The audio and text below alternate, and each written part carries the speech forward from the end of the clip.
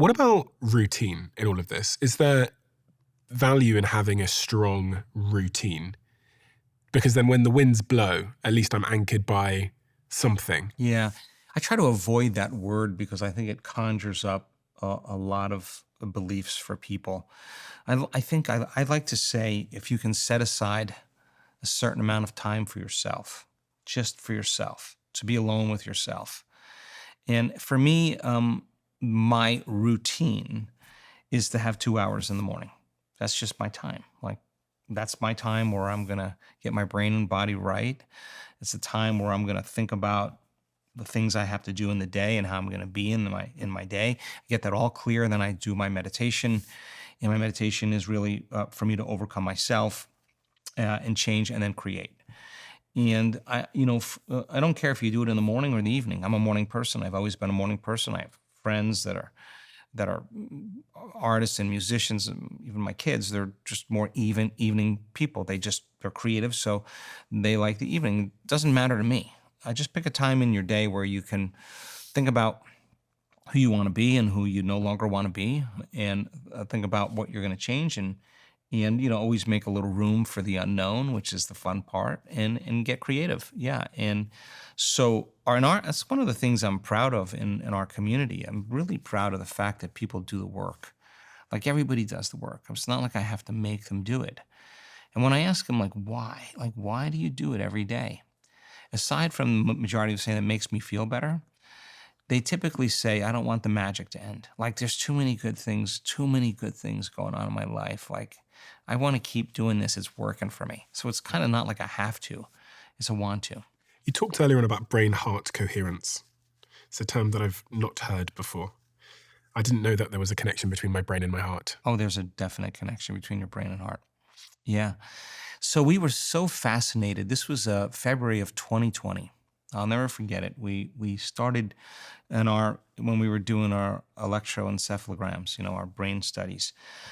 We put a cardiac lead from the heart to the machine, and we started looking at HRV in comparison to brain waves.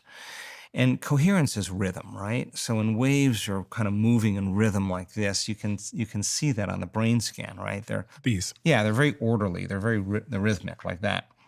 So if you think of waves that are coherent, being very orderly and being very rhythmic, when they're out of order, like choppy, and they're on different parts of the brain or on different rhythms, that's when the brain's incoherent, right?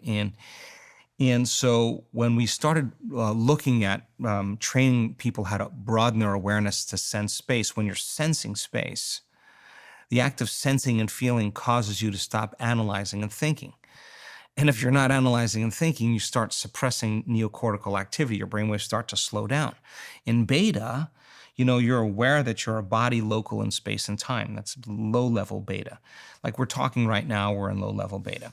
If I said, Stephen, I'm going to give you a quiz, and you're going to have to take the quiz in front of your audience, and you would kind of perk up a little bit. Your brain would get a little bit more aroused, and the light bulb would get a little brighter, and you'd move into mid-range beta. That's like when you're going to give a speech, or you're at a dinner and you don't know people. You kind of be a little bit more aware. Just for people that can't see this, because they might be listening on audio. So beta is conscious awareness. Now, in beta, the brain is trying to create meaning between what's going on in the outer world and what's going on in the inner world, and it's processing all the sensory information. So a lot of data. So beta is like conscious and awake. And so there's low-level beta, there's mid-range beta. It's not on this chart. But high-level beta is when you're fearful, when you're anxious, when you're angry, when you're in pain, when you're frustrated, when you're jealous, whatever. People get switched on in these high levels of beta, and that's when we get over-focused. You ever been under stress and you start over-focusing? That's because you're narrowing your focus and you're over-focusing, and that's kind of a brain state. And so when you broaden your awareness and you, instead of narrow your focus on something physical or material, that's what the stress hormones do. But if you broaden your awareness and you sense space, and this act of sensing causes you to no longer analyze and think, and your brainwaves start to move into alpha. Now in alpha, which is this brainwave, is a slower brainwave state. That's the creative state of the brain. The brain sees more in pictures. more in images. It's more imaginary, right? In beta, there's a voice talking to you in the back of your head all the time saying, this is right and this is wrong. You got this to do, you got that to do. That's the critic kind of in our brain. When you get beyond beta brainwaves and you move into alpha, you start opening the door between the conscious mind and the subconscious mind. Now, we're not just looking for any type of alpha, but we're looking for coherent alpha. So we want all those compartments that were firing in different rhythms and different frequencies, all of a sudden start doing this. So now the whole entire brain starts moving into what's called global coherence. Now, when the brain starts synchronizing like that, what syncs in the brain starts to link in the brain, and the whole brain starts to fire as one neurological network, and that's what our data shows. Now, that's not the end. That's just when you're moving into an imaginary state, and people do this, but a lot of people move into alpha, but it's not coherent. So we're looking for coherent alpha. Now, many of the people that are meditating really well, they can relax their body so well, and they can feel so safe that their body moves into a light rest or a light sleep while they're still awake. So it's relaxed and awake. In that realm, you're in a hypnotic state. You're in theta brainwaves. And in theta now, lights are shut out in the thinking neocortex that plugs us into three-dimensional reality. The identity's gone. The character is gone. There's no activity there. Now the door between the conscious mind and the subconscious mind is wide open to information, and now we're suggestible to information. And now we're in the operating system. We can get in the subconscious mind and rewrite a program. We could rehearse a new script. We can tell a new story. Instead of the story of the past, we can tell the story of our future, and we can program our subconscious mind and our autonomic nervous system to begin to change our biology. Now, go too far past theta and you fall into delta, and now lights are out. You're in a catatonic state and you're unconscious, right? Mm-hmm. And so we kind of do this when we go to bed at night. We go from beta to alpha, theta to delta. And if you're under stress and you're in high beta, you can't sleep. Mm-hmm. And you can't sleep because you're thinking, right? And you can't drop through brainwaves.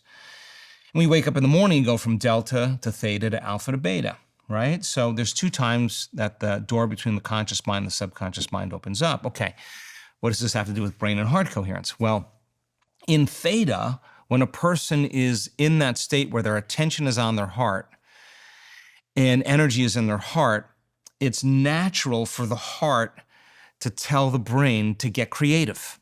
It's time to imagine. It's time to fall in love with a future. Now the heart is the creative center, right? It's the part of our biology that allows the brain to begin, the frontal lobe to begin to create. So you get the heart and the brain kind of working together.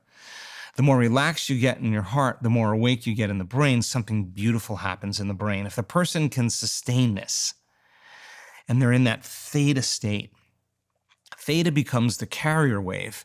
And right within the brain, you start to see alpha waves building on theta waves, and then alpha waves in harmonics into beta waves, and harmonics into high beta, and then high beta ultimately into gamma. And now the person is relaxed and very awake because gamma is super consciousness. It is super awareness. So the formula of being relaxed and awake and synchronizing your heart to your brain causes the brain to move into a state of what's called resonance. And resonance is when you have waves on top of waves, harmonics, and the brain starts functioning in a more resonant state. Sometimes even people have delta as the base, carrying theta, and theta carrying alpha, and alpha carrying beta, to high beta to gamma, and they're all waves within waves. And as those waves come together, if they're coherent, they interfere and create a bigger wave. And then those waves come together and they interfere and they create bigger waves. And that's exactly how the energy in the brain goes up. So we have brain scans of people whose gamma brain waves are 200, 300, 400 standard deviations outside of normal. I'm going to give you an idea.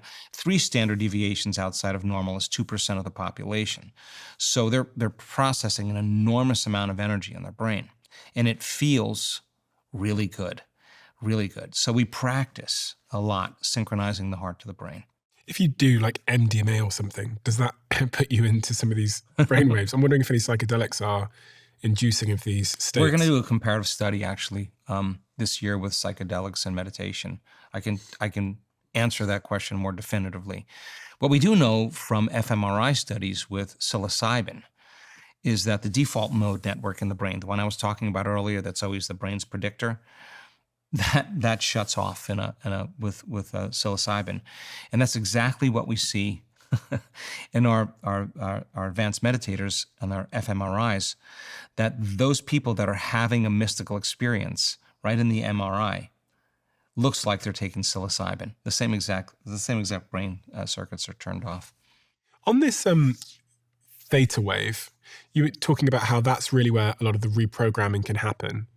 So do I need to be in that state and then be exposed to some kind of stimulus sound? Ooh, good question. Well, I'll answer it in 3 ways.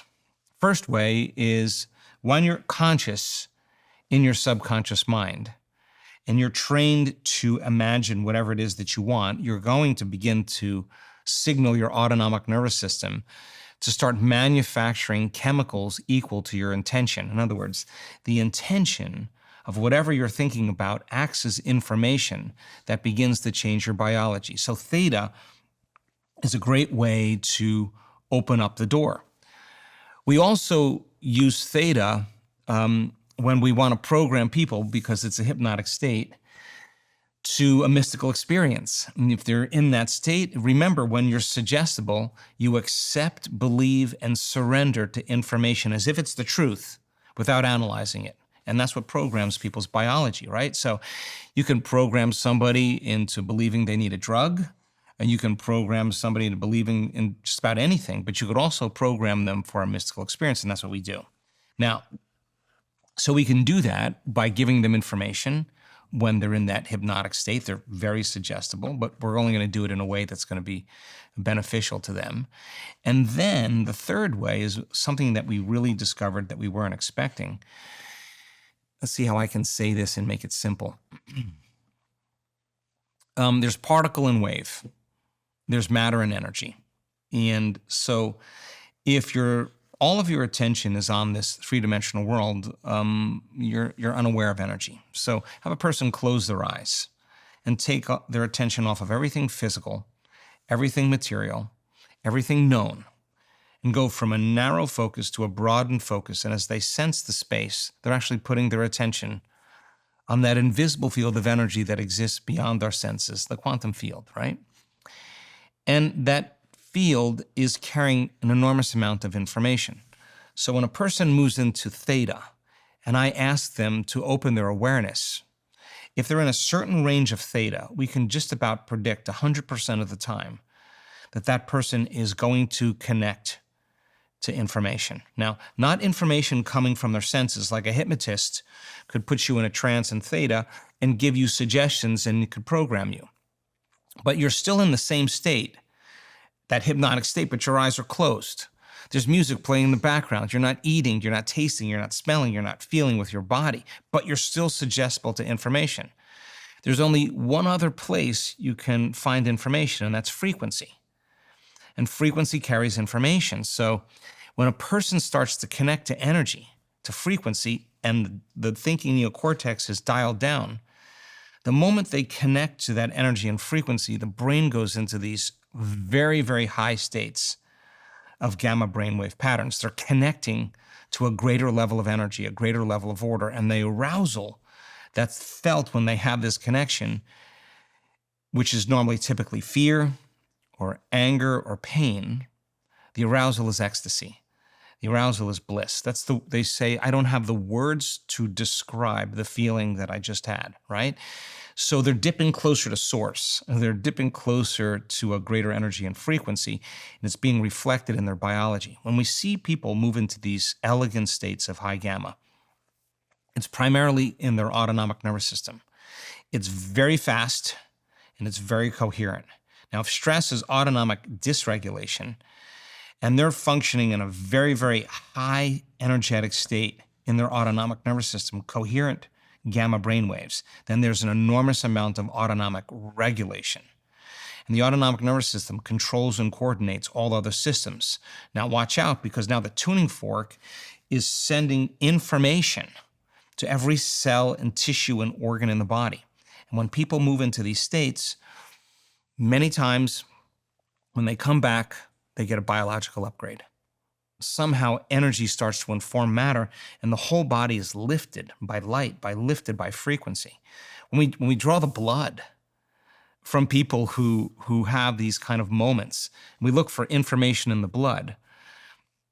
There's information in the blood that we've discovered that stops the COVID virus from entering the cell. We've isolated the protein that inhibits the virus from entering the cell. In other words, we've done the studies called adoptive transfers. We've taken advanced meditators' blood and we've put it in a culture with ACE2 receptors, cells that have ACE2 receptors, and then exposed the ACE2 receptor to a pseudovirus, like a COVID virus.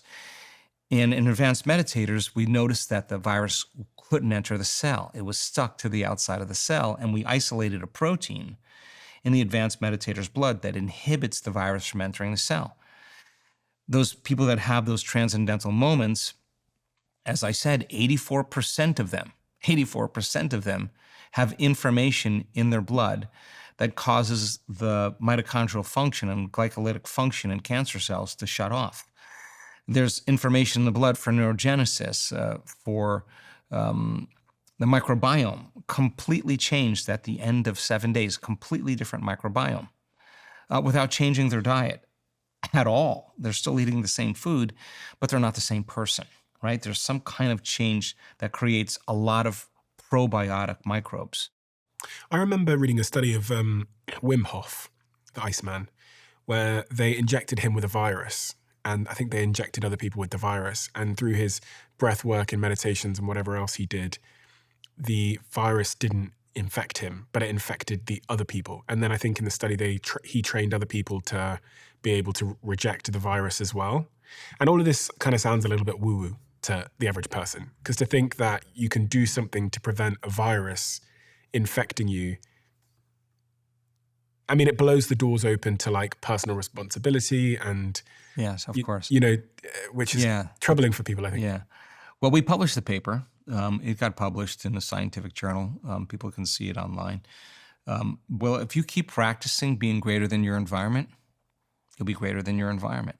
That's just how it is. In other words, if your response to your environment doesn't weaken you but strengthens you, then the innate intelligence of your body will have an intelligence that will cause you to be greater than your environment, right down to the microbe. And that is where you keep referencing the term advanced meditator, because you don't say normal meditators. Well, what I will say is it's kind of funny. When I use that term, I can only use that term because many people that come to our week-long retreats, Stephen, they're novices. They've never really meditated before. Their spouse or their boyfriend or girlfriend brought them, or their coworker or their friend, or they're just kind of like, whatever.